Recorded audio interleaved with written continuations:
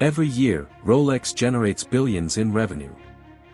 Its watches are worn by presidents, athletes, billionaires, and global celebrities. But unlike most luxury empires, Rolex is different. No investor can buy it. No billionaire controls it. And almost nobody truly knows how much money it makes. For decades, Rolex has remained one of the most powerful and secretive luxury brands in the world.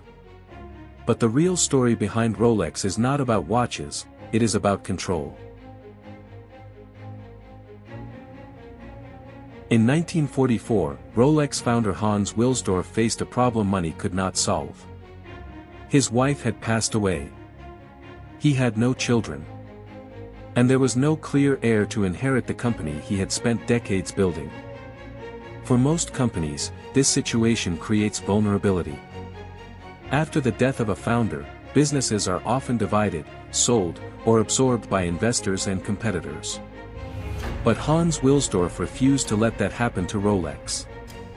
He believed the company should remain independent forever. So Wilsdorf made one of the most strategic decisions in luxury business history. Instead of transferring Rolex to private investors or corporate buyers, he transferred ownership to the Hans Wilsdorf Foundation. This decision changed the future of Rolex forever. Because Rolex was no longer controlled by shareholders, the company escaped the pressure that dominates most global corporations. There were no quarterly earnings expectations. No stock market panic, and no external investors demanding faster profits. Rolex became free to think long-term. But independence alone was not enough. Rolex wanted something even more powerful. Total control.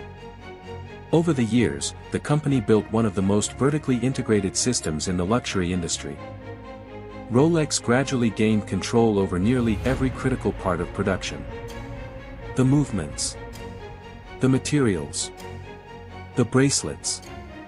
The quality systems, and even strategic suppliers.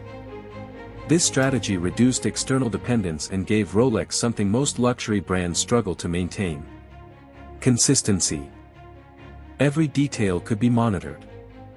Every component could meet Rolex standards. In business, control creates stability, and stability creates power. But Rolex was not only building watches. It was building perception. The company understood something many businesses never fully master. Luxury is psychological. A Rolex watch does not simply tell time. It represents achievement, status, discipline, and success. And Rolex carefully protected that image. The company avoided oversaturation. Distribution remained controlled. Scarcity increased desire. Even today, many customers wait months and sometimes years to obtain certain Rolex models. And that scarcity only strengthens the brand's prestige. The harder something is to obtain, the more valuable it appears. While luxury giants like LVMH regularly publish financial reports and investor updates, Rolex operates differently. The company remains famously secretive. There are no detailed public earnings calls. No aggressive corporate media presence. No obsession with public visibility. And strangely, that silence became part of the brand itself. Because mystery creates fascination. The less Rolex reveals, the more the world wants to understand it. Today, Rolex is more than a watch company.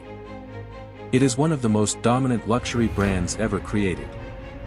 Its strategy of independence, control, scarcity, and long-term thinking, transformed Rolex into a business empire almost impossible to imitate. While trends rise and disappear, Rolex continues to operate with patience, discipline, and precision. Not by chasing attention, but by controlling every part of the game.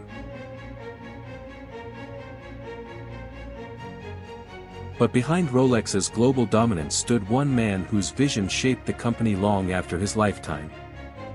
Hans Wilsdorf did not simply build a successful watch brand. He designed a system meant to protect Rolex for generations.